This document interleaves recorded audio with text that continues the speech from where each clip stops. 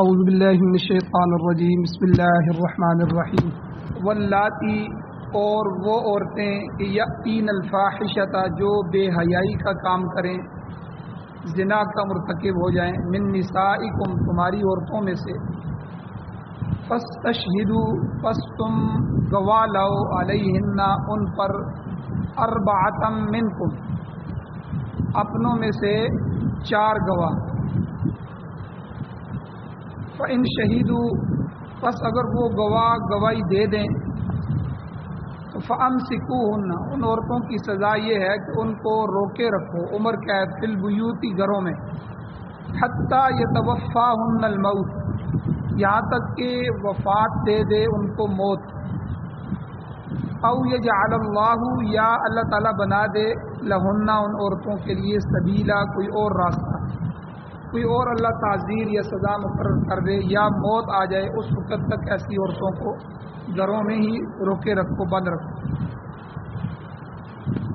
اور دوسری برائی واللذانی وہ 2 مرد، یأتیانہا منکم جو تم میں سے بے حیائی کا کام کرتے ہیں، لواطت کا کام کرتے ہیں،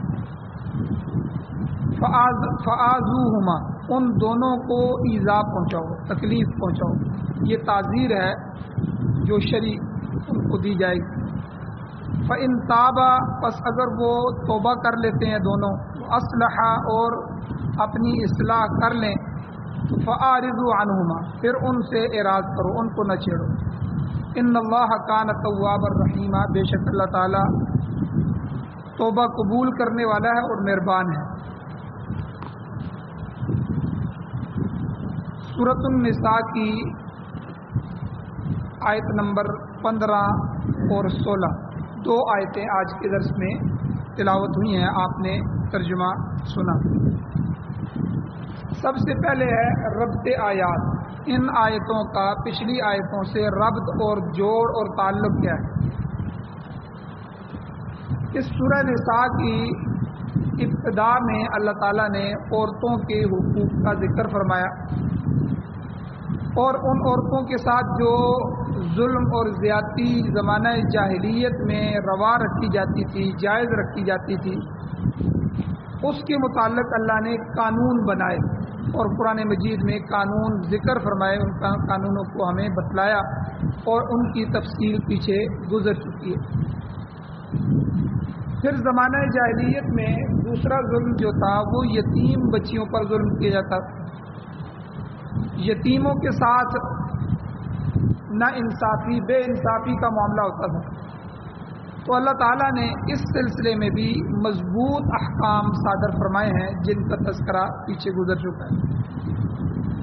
پھر تیسرے نمبر پر جو ظلم تھا وہ وراثت میں تھا۔ وراثت میں بھی زمانہ جاہلیت میں جب بندہ مر جاتا تھا تو اس کی جتنی بھی عورت ذات تھی، چاہے اس کی بیوی ہو، چاہے اس کی بچیاں ہوں، چاہے اس کی بہنیں ہوں، چاہے اس کی والدہ ہو، تو عورت کو تو حصہ دیتے ہی نہیں۔ اور پھر چھوٹے بچوں پر بھی ظلم تھا کہ جو میت کے لڑکے ہوتے تھے تو لڑکوں میں سے نابالغ لڑکے جو ہوتے تھے ان کو وراثت نہیں دیتے تھے اور بڑے لڑکوں کو دیتے تھے، اور وہ کہتے تھے یہ بڑوں کو اس لیے دے رہے ہیں، یہ ان کا حق اس لیے ہے کہ یہ گھوڑا سنبھالتے ہیں، یہ گھوڑے کی پیٹھ پر بیٹھتے ہیں، یہ نیزہ چلا لیتے ہیں، یہ تلوار چلا لیتے ہیں، یہ لڑائی اور جنگ میں کام آ سکتے ہیں، اس لیے وراثت بھی ان کا حق ہے۔ تو یہ غلط قانون تھے جو زمانہ جاہلیت میں، جن کی اسلام نے ابتدا میں ہی اصلاح فرما دی اور اللہ تعالیٰ نے اس میں مکمل قانون اور ضابطے بیان فرمائے، پیچھے تقریباً تفصیل بیان ہو چکی ہے۔ اور پھر اللہ تعالیٰ نے شروع میں وراثت کے لیے کوئی قانون نہیں تھا، بس وصیت ہوتی تھی، وصیت کا حکم دیا، وصیت لازم اور فرض تھی، وصیت سے ہی معاملات حل ہو جاتے تھے۔ لیکن بندہ وصیت کرتے ہوئے کسی بیٹے کے حق میں زیادہ، کسی کے کم، یا کسی اور طرح کی وصیت بھی ہو جاتی تھی، تو اللہ تعالیٰ نے پھر جتنے بھی اقربا ہیں، قریبی رشتہ دار ہیں، ان کے اللہ نے خود حصے مقرر فرمائے، ان کا بھی تفصیلی تذکرہ پچھلے سارے دروس میں گزر چکا ہے۔ اور اب آج کے درس میں اللہ تعالیٰ نے عورتوں کی کچھ ذمہ داریوں کا تذکرہ فرمایا کہ اب ان کو حقوق تو حاصل ہو گئے، اب ان کی تادیب کی جا رہی اور خلاف ورزی کی صورت میں تعزیر لگانے کا بیان آج کی آیتوں میں اللہ تعالیٰ نے بیان فرمایا۔ ایک بات یاد رکھی جائے کہ یہ جو ہماری انسانی سوسائٹی ہے، انسانی معاشرہ ہے، اس کی بنیاد دو چیزوں پر ہے۔ ایک چیز ہے مال اور دوسری چیز ہے ربط، تعلق۔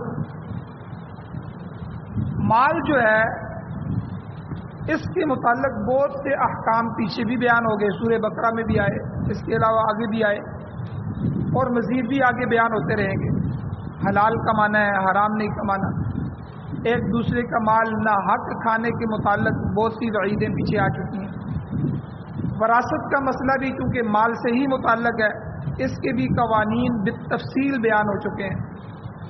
اور کسی کا مال غصب کرنا یا کسی کو وراثت کو ناجائز طریقے سے حاصل کرنا یا چوری کرنا یا رشوت سے مال لینا یا دینا، یہ ساری مال کی وہ شکلیں ہیں، یا سود سے مال کمانا یا سود پر دینا، یہ مال کے وہ احکامات ہیں جن کی وجہ سے سوسائٹی تباہ ہو جاتی ہے، معاشرہ تباہ ہو جاتا ہے۔ اس لیے اللہ تعالیٰ نے اس مال کے متعلق تفصیل سے احکامات پورے قرآن مجید میں بیان فرمائے۔ چونکہ یہ موقع اس کا نہیں ہے، لیکن یہ بات سمجھنے کی ہے کہ سوسائٹی کی بنیاد انہی دو چیزوں پر، ایک تو مال ہے، مال سے ہماری ضروریات پوری ہوتی ہیں، مال سے ہم جو ہے اسلامی احکامات کو پورا کرتے ہیں، زکوٰۃ مال سے متعلق ہے، حج جو ہے وہ مالی عبادت ہے، اسی طرح قربانی مالی عبادت ہے، اور بہت ساری عبادتیں مال سے متعلق ہے۔ اس لیے ہم کہتے ہیں التحیات للہ والصلوات والطیبات، بدنی عبادتیں بھی اللہ تیرے لیے ہیں، مالی عبادتیں بھی تیرے لیے ہیں، اور قولی زبانی عبادتیں بھی تیرے لیے۔ زبان سے جو ہم ثنا پڑھتے ہیں، درود پڑھتے ہیں نماز میں، یہ زبانی عبادتیں آ گئی، اور اسی طرح عمل کے ساتھ فعلی عبادتیں آ گئی، قول جو ہے مالی عبادتیں مال سے متعلق ہو۔ تو یہ ہر قسم کی عبادت اللہ کے لیے، اللہ کے علاوہ کسی کے لیے جائز نہیں ہے، یہ شرک کے زمرے میں اور ناجائز۔ تو بہرحال ایک تو مال سے متعلق اور تفصیل سے اس کے احکام پیچھے بھی آئے ہیں اور آگے بھی آئیں گے۔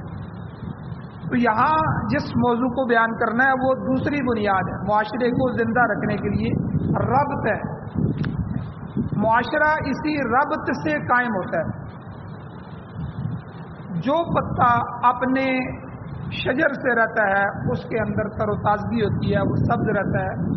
جو پتا اپنے درخت سے گر جاتا ہے، کمزور ہو جاتا ہے، اس کے اندر جان بھی ختم ہو جاتی ہے۔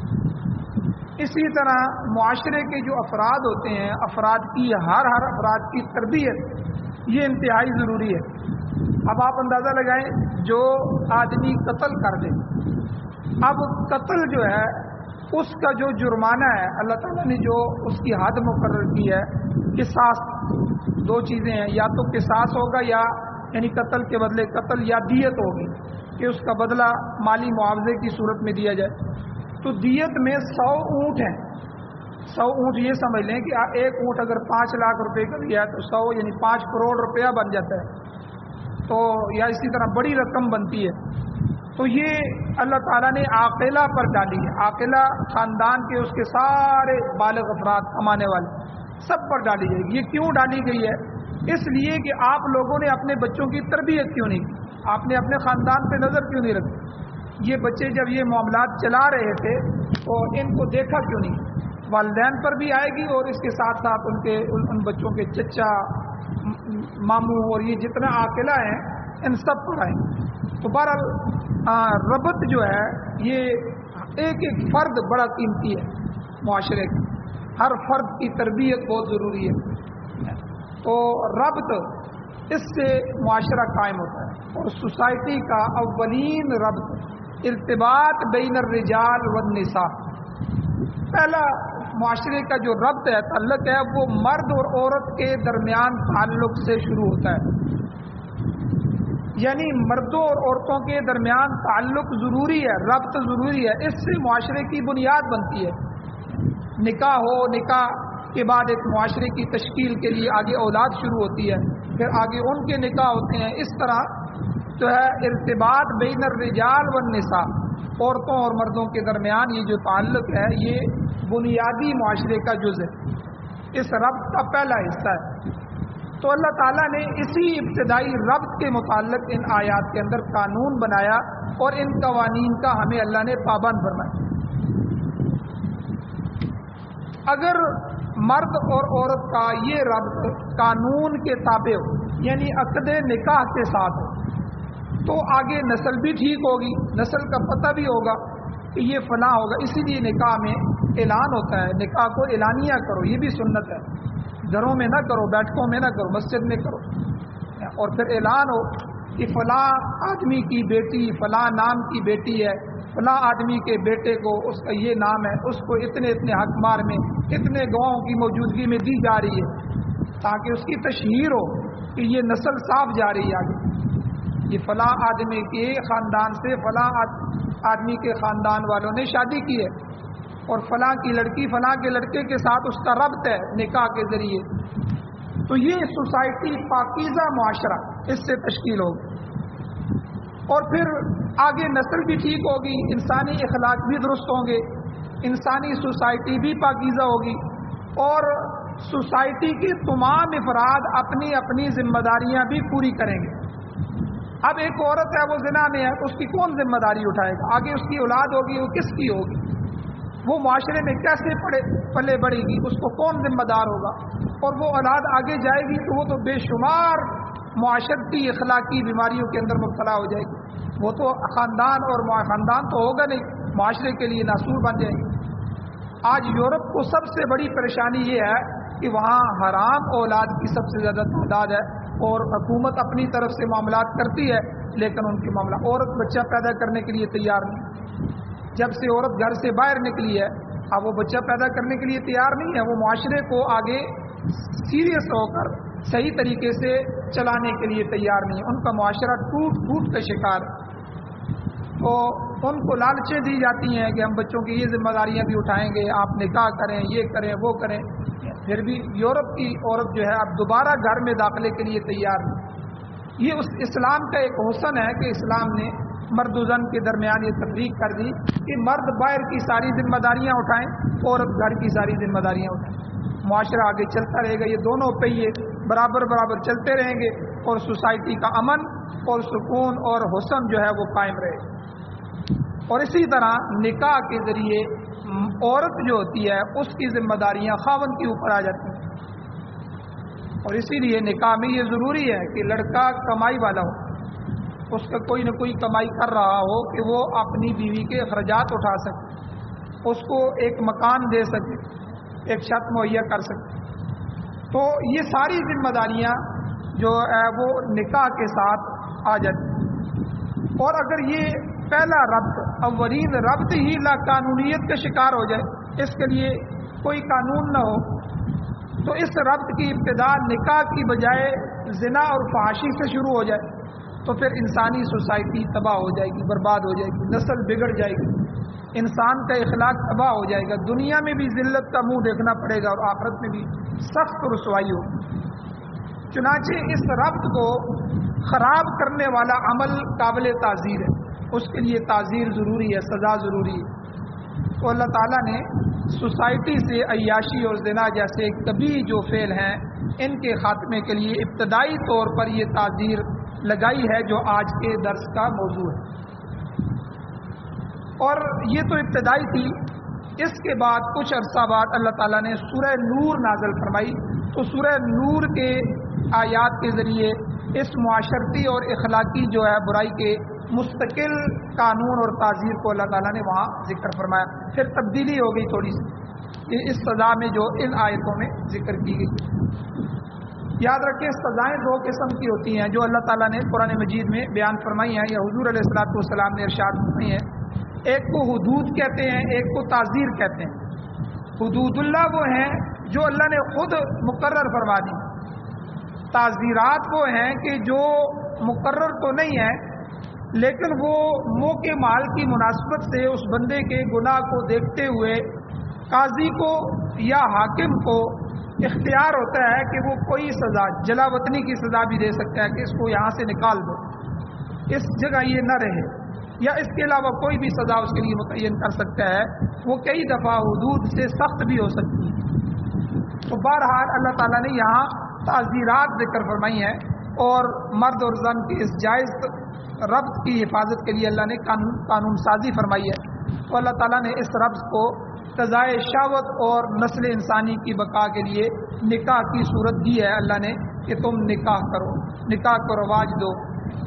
تو آج معاشرہ نکاح جو ہمارے لیٹ ہو جاتے ہیں نا بچوں کے، کہ اب ہونا یہ چاہیے 18 20 سال 21 سال کی عمر میں بچوں کے نکاح ہو جانے چاہیے، اور یہ معاشرے کے لیے خوبصورتی ہے، لیکن ہماری بے حسی کی وجہ سے، جہیز کی تیاری کی وجہ سے، اور بے شمار رسم و رواجات کی کہ بھئی ہم نے جو ہے یہ کرنا ہے، اب بچوں کے نکاح لیٹ ہو رہے ہیں، اس پہ بھی معاشرے پر اثر پڑتا ہے، جس کے اثرات ہم دیکھ رہے ہیں۔ یہ جتنے بھی لو میرج ہیں، عدالتی نکاح ہیں اور بھاگ کے شادیاں ہیں، یہ جتنی بھی رسوائی معاشرے کو مل رہی ہے، یہ اسی وجہ سے مل رہی ہے۔ یاد رکھیں کہ یہ جو اعضاء ہیں ہمارے، یہ اعضاء جب ان کو باندھ دیا جائے تو یہ کام کرنا چھوڑ دیتے ہیں۔ تھوڑی دیر کے لیے ہمارا ہاتھ سوتے ہوئے نیچے آ جائے، گھنٹہ 2 گھنٹے کے لیے اس کو حرکت نہ ہو تو وہ سو جاتا ہے، بیٹھے بیٹھے پاؤں پر ایک پاؤں پہ بندہ بیٹھا رہے اور تھوڑی دیر میں اٹھے تو وہ چلنے کے قابل نہیں ہوتا، پھر تھوڑی دیر میں خون رواں ہوتا ہے۔ اسی طرح آنکھ ہمیشہ دیکھتی رہتی ہے، زبان چکھتی ہے، اور پیاس اور بھوک کی تھوڑی تھوڑی دیر بعد طلب پیدا ہوتی رہتی ہے۔ اب جب انسان کی پیاس کی ضرورت ہو تو پانی پیے، اس کو مہیا ہو، ورنہ جان ختم ہو جائے گی۔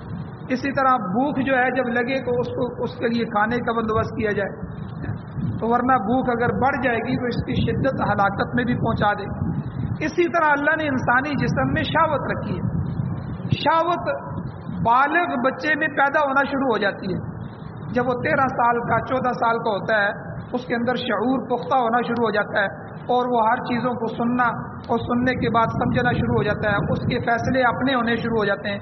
اب بچہ اپنے فیصلے کرنا شروع ہو جاتا ہے۔ پہلے تو وہ ماں باپ کا، معاشرے کو دیکھتا ہے کہ یہ کیا کہہ رہا ہے، یہ کیا کر رہا ہے، ٹھیک ہے، اس سے سیکھتا ہے، لیکن 13 سال کا 12 13 14 15 سال کا بچہ وہ شعور والا ہو جاتا ہے۔ اب اس کے اندر یہ ساری چیزیں جو چھپی ہوتی ہیں، دبی ہوتی ہیں، ان کے محرکات کی وجہ سے، ان میں سے ایک شہوت بھی ہے۔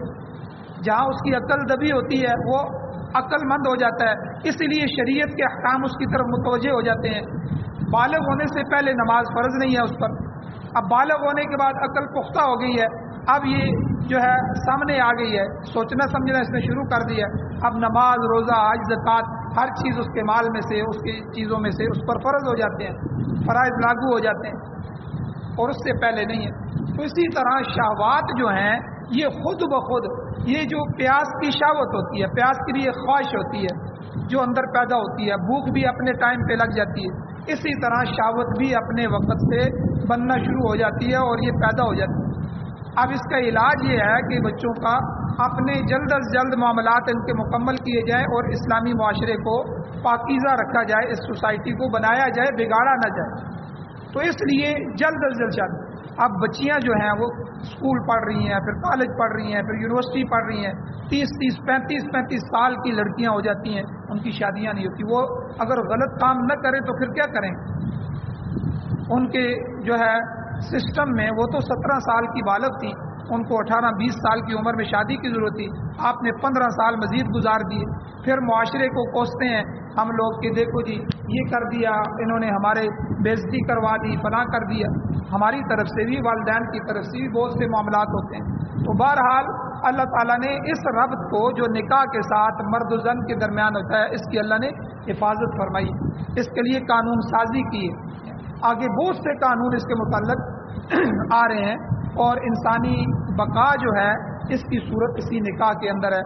لیکن اگر اس کے برعکس ہو، نکاح نہ ہو، اور معاشرے میں اسی طرح جانوروں کی طرح کھلا معاملات چل رہے ہوں جس طرح یورپ میں ہیں، تو اللہ نے فرمایا وَمَنِ ابْتَغَىٰ وَرَاءَ ذَٰلِكَ فَأُولَٰئِكَ هُمُ الْعَادُونَ، جو کوئی اس کے علاوہ دوسرا راستہ اختیار کرے گا، اللہ کہتے ہیں وہ زیادتی کرنے والا ہو، وہ حد سے بڑھنے والا ہو، تو ایسا شخص جو ہے انسانی سوسائٹی کا برباد کنندہ ہوگا، دشمن ہوگا، وہ اس کا جو ہے حامی نہیں ہوگا۔ تو تو اس لیے اللہ تعالیٰ نے یہاں ان آیتوں میں یہ ارشاد فرمایا واللاتی وہ عورتیں یأتین الفاحشہ جو بے حیائی کا ارتکاب کرتی ہیں، زنا کا ارتکاب کرتی ہیں، من نسائکم تمہاری عورتوں میں سے. یہاں ایک بات سمجھیے کہ اس میں فاحشہ سے مراد زنا ہے.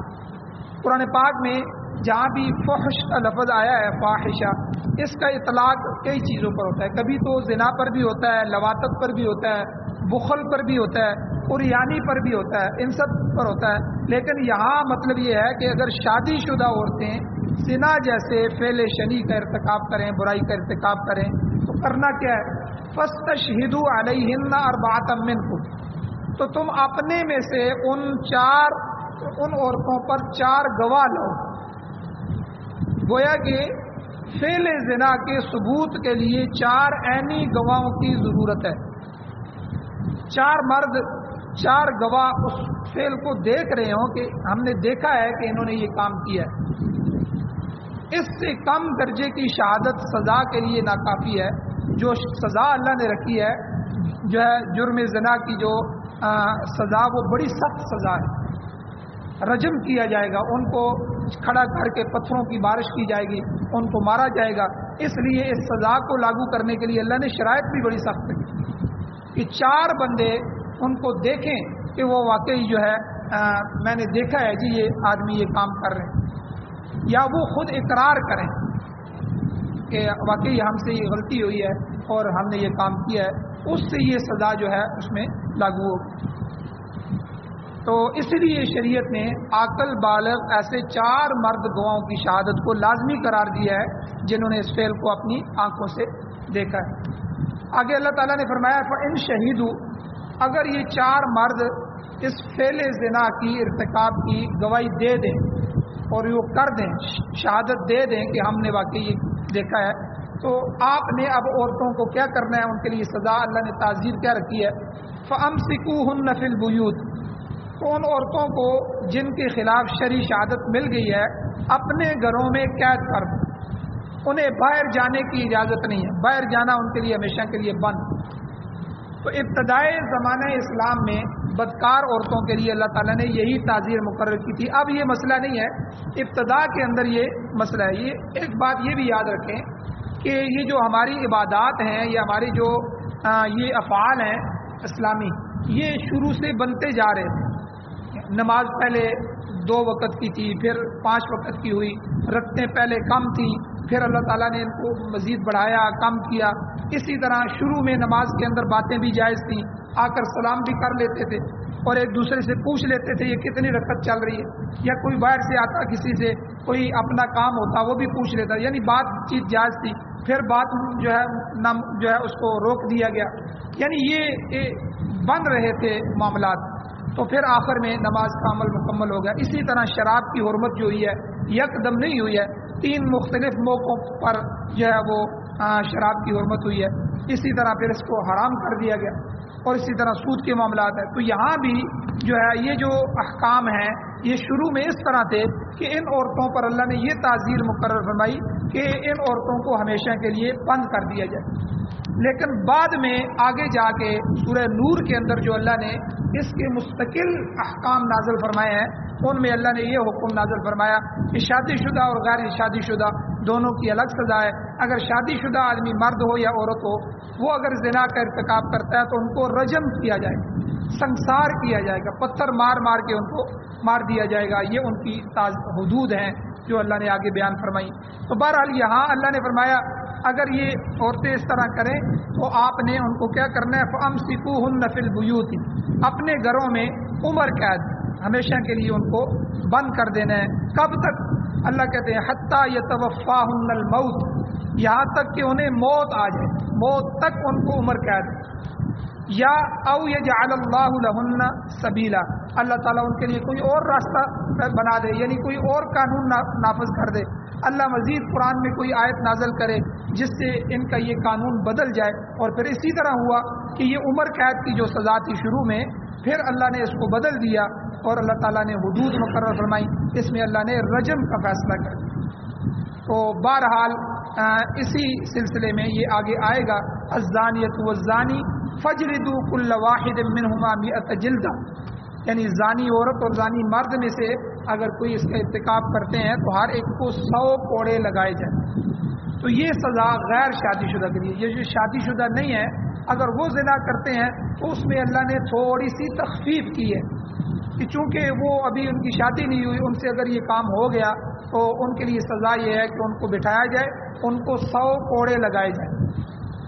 اور لیکن شادی شدہ اگر کرے تو اس کے لیے سزا سخت ہے۔ بھائی تمہاری پہلے سے شادی ہے، آپ کی اپنی بیوی موجود ہے اور جائز خواہشات پوری کر سکتے ہو، پھر بھی تم دوسری جگہ جا کے زنا کا ارتکاب کرتے ہو اور معاشرے کو خراب کر رہے ہو، سوسائٹی کی بدنامی کا سبب بن رہے ہو، اللہ نے اس کے لیے سزا سخت تجویز فرمائی ہے کہ ایسے آدمی کو معاشرے میں رہنے نہ دیا جائے، یعنی اس کو رجم کیا جائے، سنسار کیا جائے، اور جو ہے اس کو سنسار کر کے اس کو ختم کیا جائے، اور اس سے اس کا یہ گناہ معاف ہو جائے گا، لیکن شرعی سزا یہی۔